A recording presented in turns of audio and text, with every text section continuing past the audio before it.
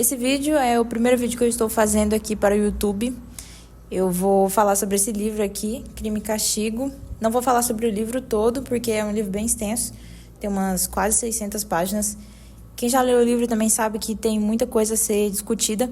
Mas eu quero falar sobre um ponto específico, que é a relação do personagem principal, Raskolnikov, com o orgulho, tratando o orgulho como um vício, né, um pecado capital. Não vou falar muito também porque eu estou gravando pelo meu celular e se eu ficar muito tempo falando, coitado, vai explodir de tão quente. Então vamos lá, fazendo uma contextualização rápida sobre o autor do livro, Dostoiévski. Ele nasceu em 1821 em Moscou, depois se mudou para São Petersburgo para estudar, começou estudando engenharia, não foi literatura. Ele escreveu uma obra, se não me engano, Gente Pobre, né, o nome do livro. E depois, em São Petersburgo, ele acabou se envolvendo com um grupo de intelectuais que eram contra os ideais do governo. E ele e esses intelectuais foram presos e condenados. Eu não sei o que pode falar aqui no YouTube, mas eu espero que vocês entendam o que condenação significa. Mas quando ele estava lá na hora, esperando o fim da sua vida, a condenação dele foi cancelada e ele foi levado para a Sibéria para fazer trabalho forçado. E depois dessa experiência toda que ele teve, que surgiram as grandes obras, inclusive essa Crime e Castigo que eu vou comentar agora. Então, falando sobre o livro, Raskolnikov, ele é um jovem que estava passando por dificuldades financeiras, dificuldades na família e decidiu cometer um crime para poder melhorar a sua situação financeira, né? Tentar melhorar. E o Raskolnikov, a gente percebe que ele fica bem confuso porque ele sofreu depois que ele cometeu esse ato. O castigo que ele teve não foi só físico no final do livro, mas a alma dele estava em castigo, a consciência dele estava em castigo, só que ao mesmo tempo ele estava o tempo todo com a ideia muito forte de que o que ele fez não era errado. Então o livro traz o artigo que ele escreveu, esse artigo é citado várias vezes ao longo da história, que ele separa a sociedade em duas partes, né? Tem os indivíduos ordinários e os indivíduos extraordinários.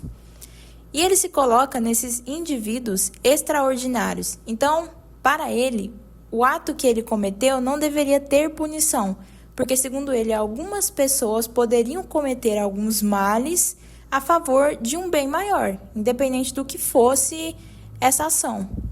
E o Raskolnikov também estava baseando as suas atitudes nos ideais napoleônicos. Então ele fala o tempo todo que ele queria ser um Napoleão.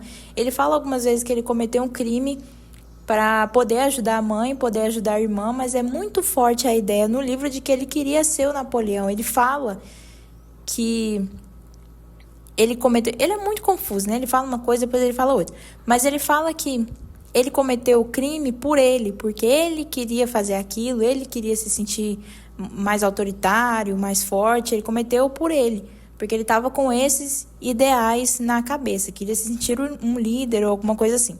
E é nessa parte que entra o orgulho. Eu estava vendo um vídeo aqui no YouTube mesmo, do Guilherme Freire, que ele explica muito bem sobre essa questão do orgulho, o que seria o orgulho. Então ele fala que o indivíduo orgulhoso, de novo, tratando o orgulho como um pecado, um vício capital. Ele é como se ele tivesse com um excesso de mediocridade. Então, ele se coloca em uma posição de autoridade que não pertence a ele. Por exemplo, o Raskolnikov se achava em uma certa autoridade de poder ir lá cometer aquele crime que ele não iria ter nenhuma consequência, que ele não deveria ter consequências. E quando ele confessa o crime para Sônia, para a irmã dele, se não me engano ele confessa para a irmã dele também, né? Ou ela descobriu, enfim, não me lembro dessa parte. Mas quando essas pessoas julgam o ato que ele fez como um ato errado, ele acha uma coisa assim absurda. Como que você está me julgando? Eu não fiz nada de errado, aquela pessoa não era nada para a sociedade, o que eu fiz foi um bem maior. Justamente porque ele se achava como uma parte dos indivíduos ordinários que não deveriam sofrer consequências e se colocava nessa posição de autoridade. Então, como que essa situação foi revertida?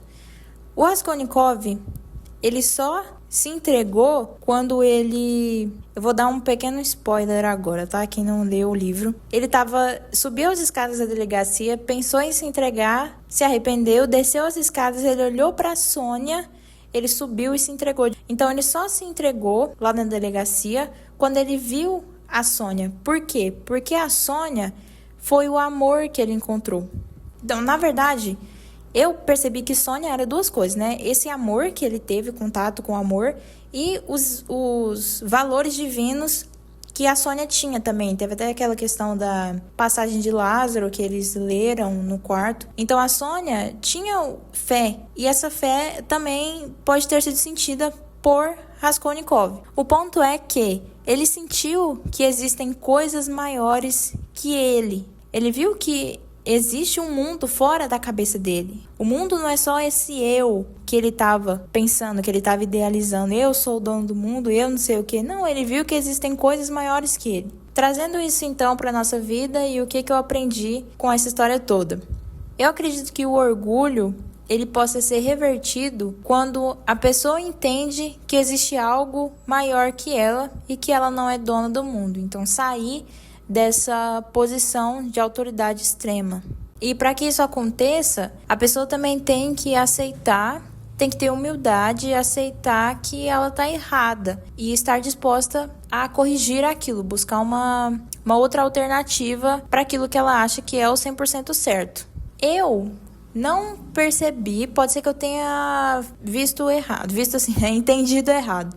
Mas eu não percebi que o Raskolnikov achou que ele estava errado mesmo depois que ele se entregou. Eu acho que esse movimento de abandonar o orgulho dele aconteceu por causa de Sônia, do amor que ele sentiu em Sônia e dos ideais divinos, né? Como eu já tinha falado. Porque Sônia viu o pior lado dele, viu o ato horrível que ele fez e mesmo assim quis ficar ao lado dele. Ele percebeu isso. Ele percebeu que mesmo com as falhas dele, se ele não estivesse disposto a mudar sozinho, outra pessoa estaria disposto a acompanhar ele nessa caminhada. E ele percebeu que realmente existem coisas boas. E nós, na nossa vida, podemos fazer isso também, tendo contato com a espiritualidade e buscando relações reais com outras pessoas, buscando ajudar outras pessoas. Porque eu acredito que quando você entende que existe algo além de você, você fecha essa porta pro orgulho. O orgulho não tem espaço. Não tem como você se colocar numa posição de autoridade sabendo que, na verdade, você não está acima de ninguém. Então, é isso. Essas foram as minhas impressões sobre o livro e sobre Raskolnikov. Como eu falei, esse é o meu primeiro vídeo aqui no canal, então eu acredito que ninguém vá ver, mas caso alguém esteja assistindo, vou deixar meu Instagram aqui embaixo, se alguém quiser me seguir, mandar uma mensagem. Muito obrigada.